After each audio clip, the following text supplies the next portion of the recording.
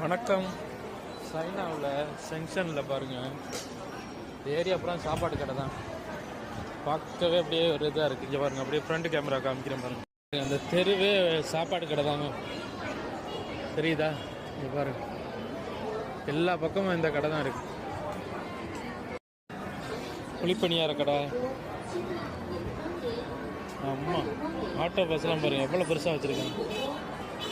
சூப்பராக இருக்குது. ஒன்றும் மாடு உள்ளே நிற்கிதுங்க.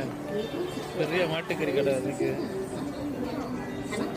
சாப்பாட்டு கடைனாவே சைனாவில் வந்து இதாங்க ஃபேமஸ். எப்படி இருக்கு பாருங்க.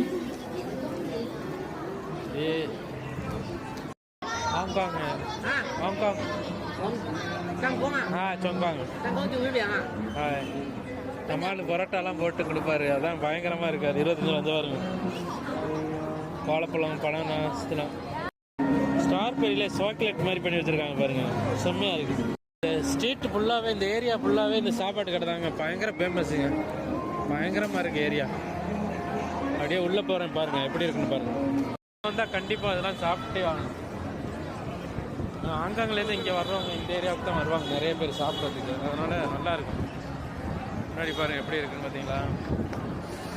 குளிர் வேறு சடனில் வந்து மாறிக்கிச்சுங்க. இன்றைக்கி நேற்றுலாம் பயங்கர வெயிலாக இருந்துச்சு. இன்றைக்கி டப்புன்னு குளிர் மாறிக்கிச்சு. இதுக்குள்ளே போகிறேன் பாருங்கள், எப்படி இருக்குன்னு பாருங்கள். சைனாவில் சாப்பாடு தாங்க ஃபேமஸ். சூப்பராக இருக்குது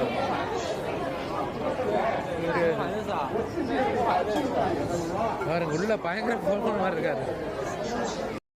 பாட்டியம்மா பரோட்டா போடுது பாருங்க, சப்பாத்தி போடுது.